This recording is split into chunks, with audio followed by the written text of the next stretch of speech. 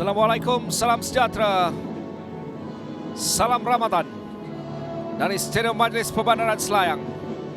Saingan MFL Challenge Cup peringkat separuh akhir pertama.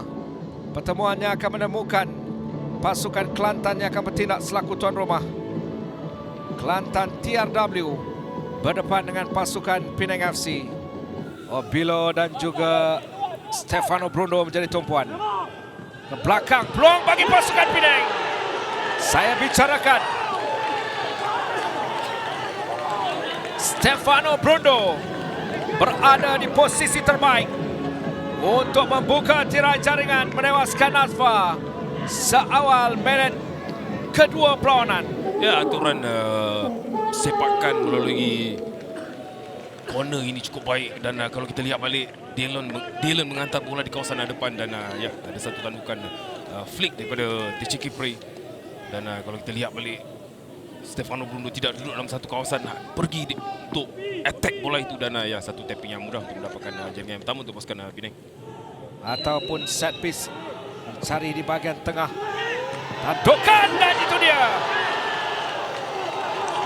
Kali ini giliran Douglas Coutinho menerusi dead ball situation. Semakin menampakkan keyakinan, semakin memaningkan kepala Akmal Rizal Amarakli. 2 gol pantas berselang 3 minit. Kedua-duanya menerusi dead ball situation. Marah ke bahagian depan dari Stefano Bruno untuk Cece Kipre.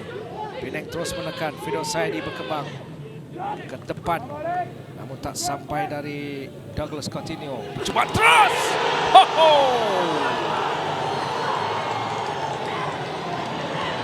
Satu ledakan bak peluru dari Jose Protera untuk jaringan yang ketiga buat pasukan Penang FC.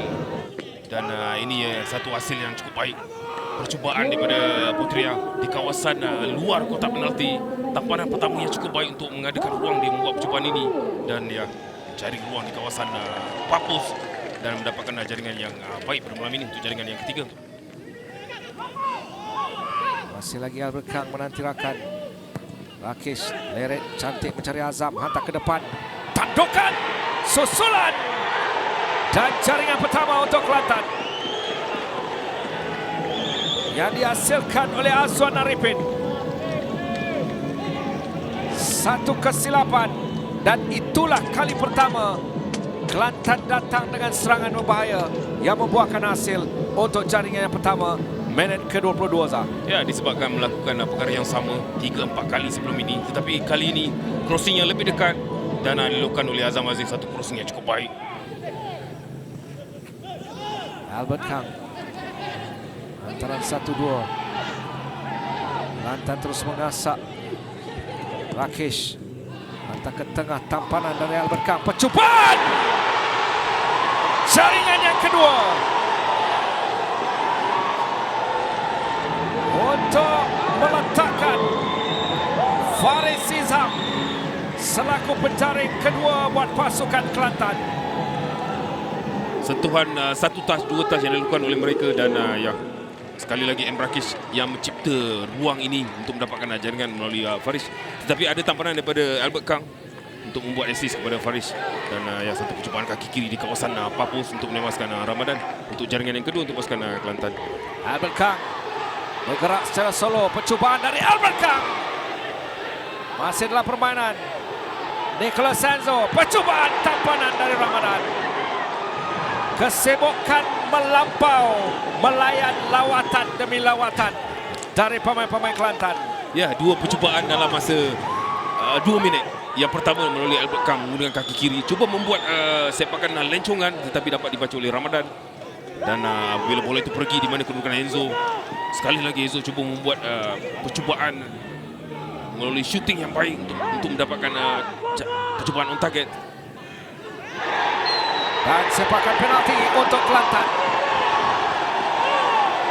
Insiden yang membabitkan Ahmad Zahir ke atas Faris Shah. dari Albert Kang. Tampanan terlepas, terselamat. Ramadan menjadi muncul wira bagi pasukan Penang.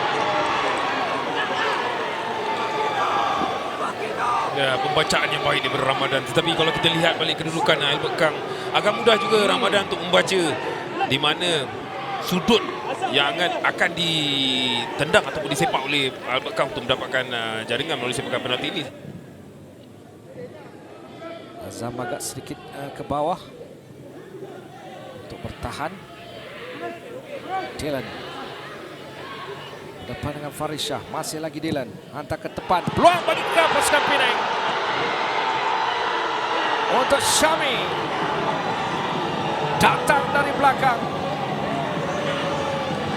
untuk meletakkan jaringannya ke empat. Selepas bertahan dan bertahan, namun terpaksa akur. Satu pembinaan serangan yang cukup baik dilakukan oleh pasukan Penang. Bahaya kedudukan ini untuk sepakan penalti di penghujung.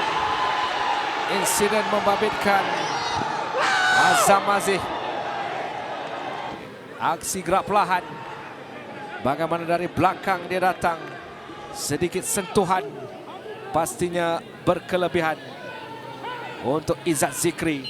Sepakan penalti dari Dylan. Umpama peluru. Untuk jaringan yang kelima buat pasukan Penang FC. Ya, jaringan penalti yang cukup mudah daripada Denzel Nuzul. Hanya meletakkan bola itu di kanan pintu gol pasukan Kelantan. Jadi tamat perlawanan